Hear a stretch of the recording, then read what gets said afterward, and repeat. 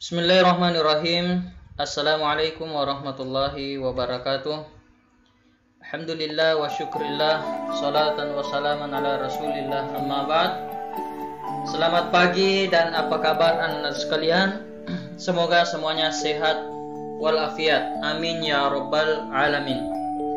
Alhamdulillah, pada pertemuan pertama kita di semester genap tahun pelajaran 2021, insyaallah kita akan belajar tentang beriman kepada qada dan qadar. Ini merupakan salah satu rukun iman, ya. Jadi beriman kepada qada dan qadar. Mari kita lihat materi akan kita pelajari. Namun terlebih dahulu mari kita bersama-sama berdoa. Bismillahirrahmanirrahim. Rabbi zidna ilman warzuqna fahman.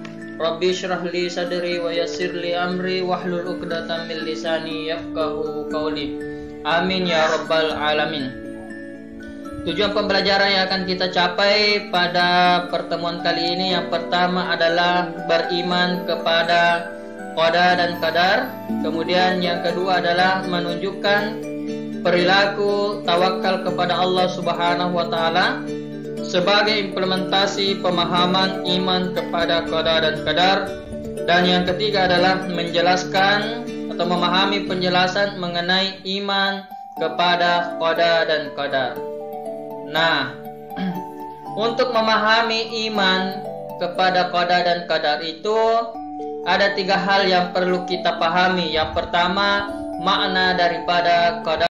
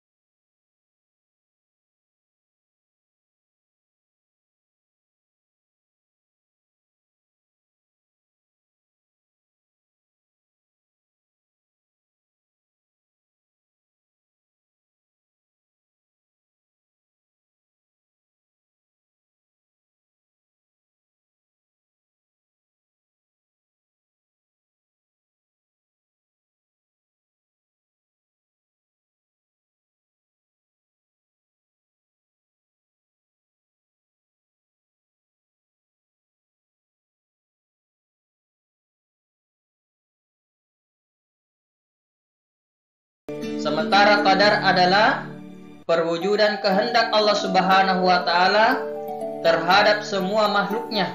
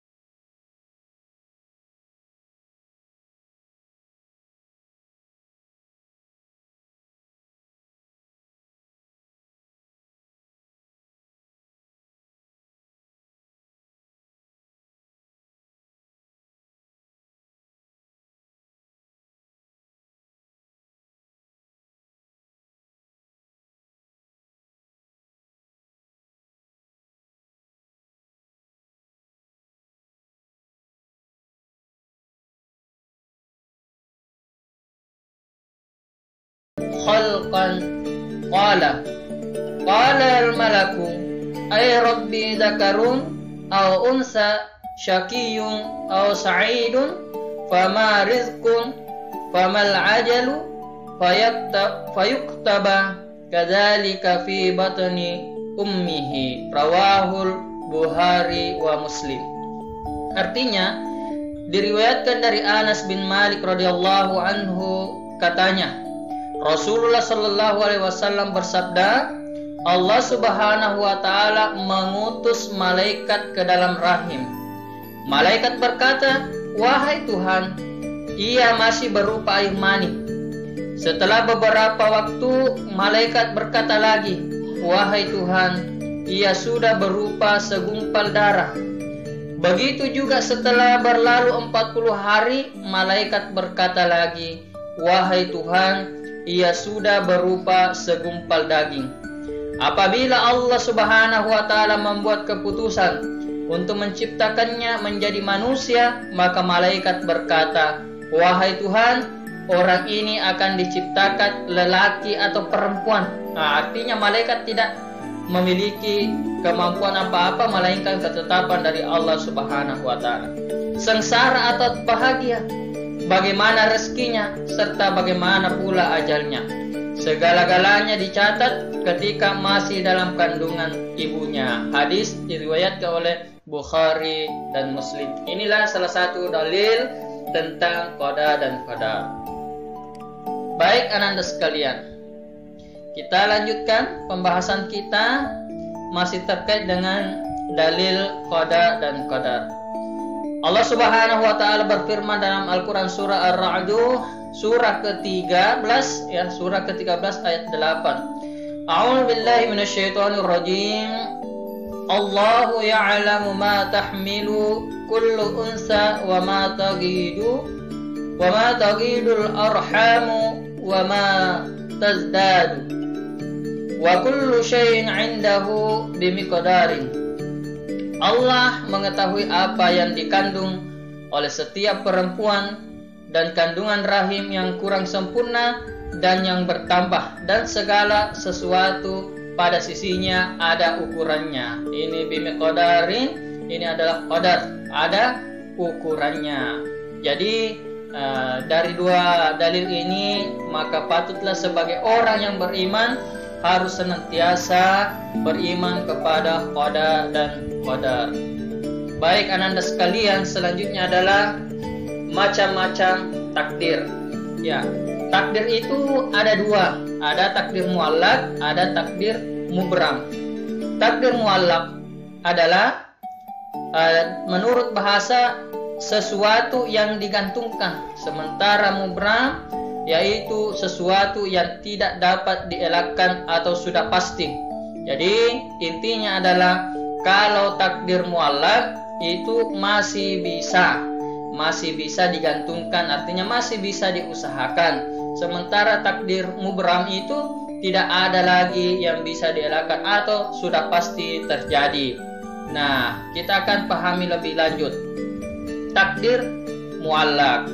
Apa itu takdir muallaq? Tadi saya sudah jelaskan menurut bahasa. Sekarang menurut istilah, takdir muallaq adalah ketentuan Allah Subhanahu wa Ta'ala yang mengikut sertakan peran manusia melalui usaha dan ikhtiarnya.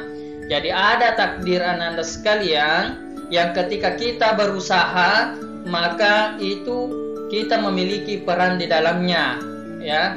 Nah, kita lihat salah satu ayat ya bahwa bisa merubah daripada takdir itu, yaitu innallaha la yughayyiru ma biqaumin hatta yughayyiru ma bi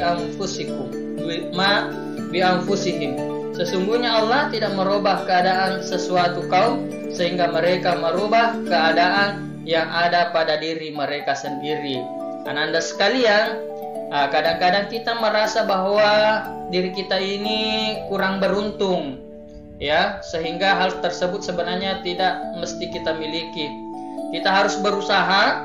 Kenapa? Karena Allah sendiri yang mengungkapkan di dalam firman-Nya bahwa kalau kita merubah keadaan kita, kalau misalnya kita miskin tetapi kita senantiasa berusaha, insya Allah Allah akan merubah keadaan kita dari miskin menjadi orang yang sejahtera atau makmur hidupnya. Ya, selanjutnya adalah takdir muallaq. Kita lihat apa takdir muallaq itu ada beberapa contoh ya. Contohnya takdir muallaq adalah kepandaian. Jadi kepandaian itu bukan paten Tetapi siapa yang giat belajar, siapa yang termotivasi untuk menuntut ilmu, insya Allah dia akan menjadi orang yang pandai. Ya, ada juga orang yang awalnya pandai, ya otaknya cerdas, dia hebat, tetapi karena dia malas belajar, ya, tidak mau mengerjakan tugas, ya, merasa dirinya sudah hebat dibanding teman-temannya, akhirnya dia tidak memiliki lagi motivasi untuk belajar. Akhirnya lambat laun dia akan ditinggalkan dan dikalahkan oleh teman-temannya. Ini menjadi sebuah bukti bahwa ada namanya takdir muallak. Siapa yang senantiasa berusaha, berikhtiar, berdoa kepada Allah, insya Allah Allah akan merubah nasibnya, Allah akan merubah takdirnya. Nah, selanjutnya adalah terkait dengan kesehatan. Nah, kesehatan juga adalah salah satu contoh muallak. Orang yang sehat, ya, itu harus senantiasa dijaga olahraganya, makannya, pola tidurnya, dan sebagainya. Orang sakit pun juga harus memperbaiki pola makan, tidur, olahraga dan sebagainya. Kenapa? Ketika orang yang sakit memperbaiki pola makan, menjaga teratur olahraganya, insya Allah bisa dia menjadi orang yang sehat. Kemudian kemakmuran juga bisa diusahakan. Orang yang miskin hari ini belum tentu miskin seterusnya, dan orang yang kaya hari ini belum tentu kaya seterusnya. Nah, itu tergantung daripada usaha yang dilakukan oleh manusia itu sendiri. Nah, setelah belajar tentang takdir muallak, tentu Anda sudah paham. Sekarang kita masuk ke takdir mubram. Takdir mubram itu adalah ketentuan mutlak. Ini sudah mutlak dari Allah Subhanahu wa taala yang pasti berlaku dan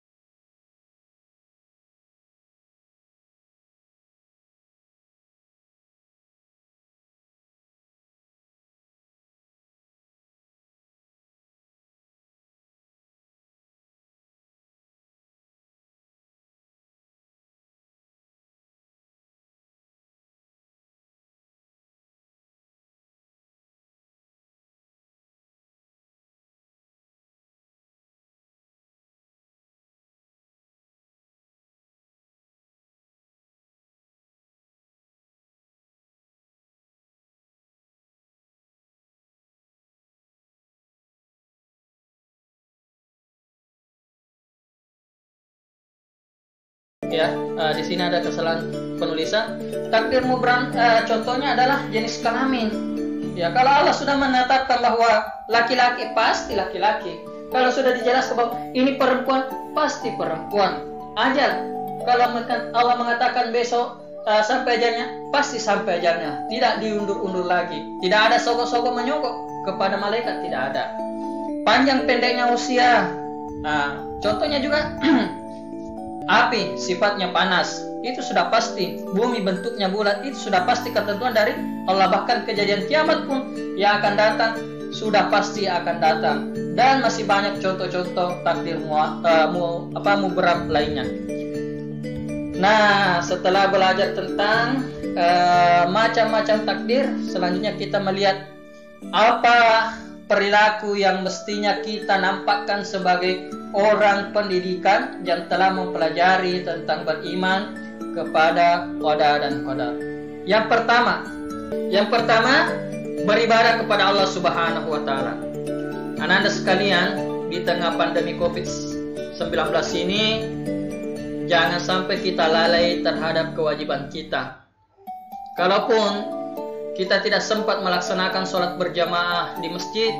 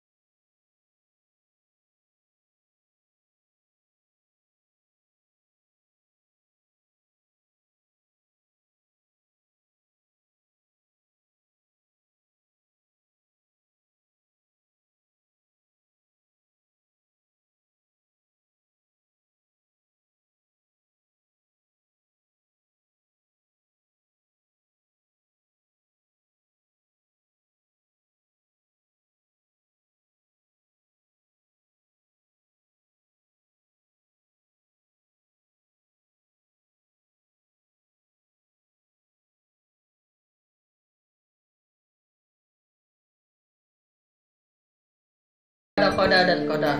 Yang pertama adalah menenangkan jiwa.